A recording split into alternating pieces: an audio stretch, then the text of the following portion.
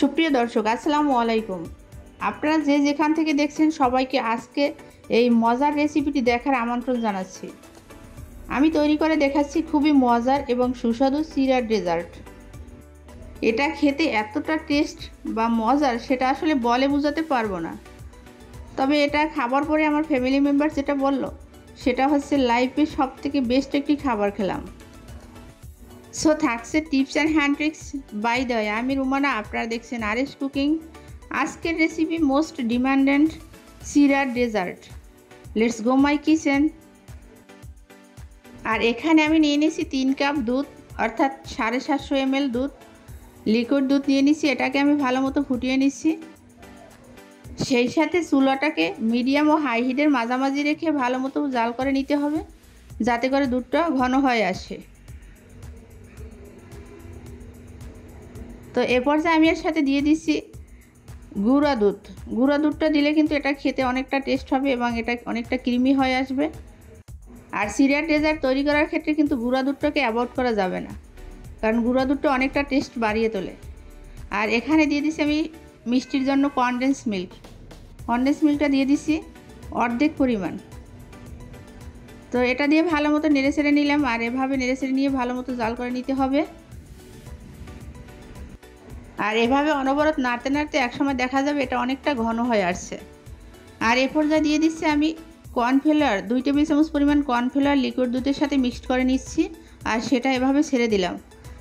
আচ্ছা, এখানে একটি টিপস আছে, সেটা হচ্ছে আপনারা কর্নফ্লাওয়ার ইউজ করেন বা কাস্টার্ড পাউডার ইউজ করেন, যেটাই দেন না কেন এটা দেওয়ার সাথে সাথে কিন্তু ভালো মতো নেড়ে ছেড়ে নিতে হবে। আর যদি নেড়ে ছেড়ে না নিচ্ছেন তাহলে কিন্তু নিচে লেগে যাওয়ার সম্ভাবনা থাকবে এবং দলা দলা পেকে যাবে। তাই এটাকে এভাবে নাড়তে হবে যাতে করে দলা পেকে না যায়।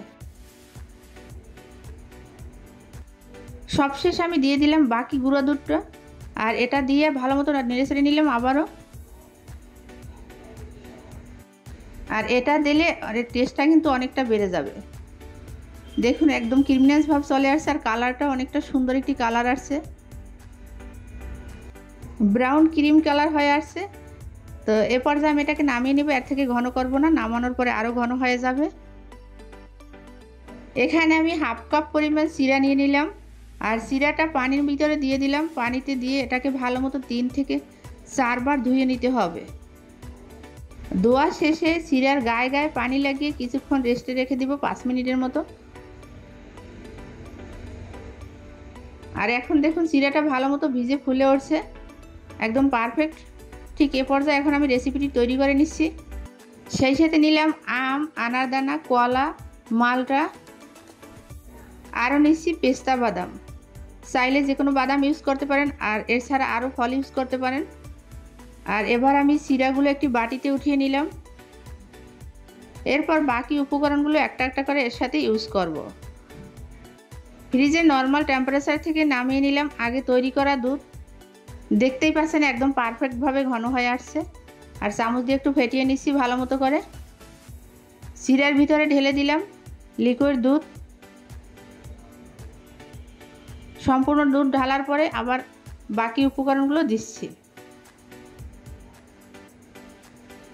দিয়ে দিলাম কাটা আমগুলো, সাথে দিয়ে দিলাম মালটা,